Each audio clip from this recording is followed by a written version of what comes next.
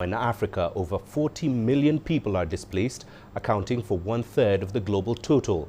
UN High Commissioner for Refugees Filippo Grandi called on the international community during an exclusive interview with CGTN to address the crisis through simultaneous humanitarian and development assistance. From Sudan to Somalia, from the DRC to Cameroon, coups, conflict, and extreme weather are forcing millions from their homes across Africa. The refugee crisis here is deepening. But how severe is the burden? And what are the biggest hurdles facing refugees? We spoke with the UN High Commissioner for Refugees, Filippo Grandi, here in Ethiopia.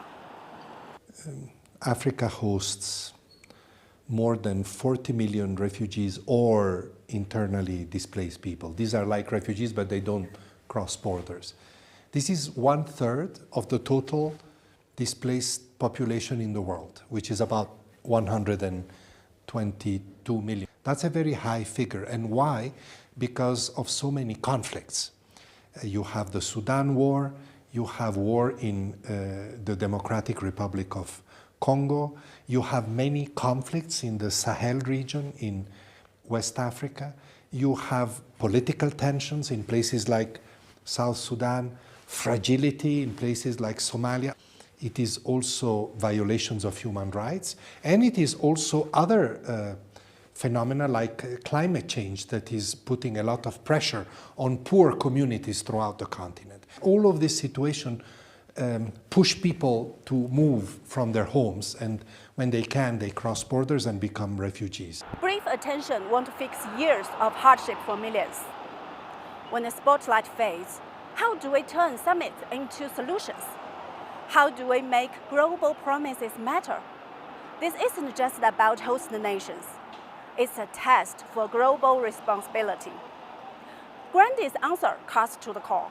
So it's a very dramatic situation that requires all sorts of different responses, including humanitarian assistance for those that are in need, life-saving assistance, but also development assistance in order to stabilize these populations. You know, it is a difficult time with the United States having frozen assistance, with many European donors having reduced. This is why we look at partners like China as well. We have recently submitted some proposals for Chinese humanitarian assistance here in Ethiopia and in other countries. But then what is even more important is development. You know, when refugees are in a country for 10 years, 20 years, you cannot simply give them food and give them some water and some medicines. You have to give them opportunities so they stabilize, they can have access to schools, to healthcare, to work, to security. This is development. This is the World Bank, this is international financial institutions and bilateral organizations that must step up their help in areas that host refugees.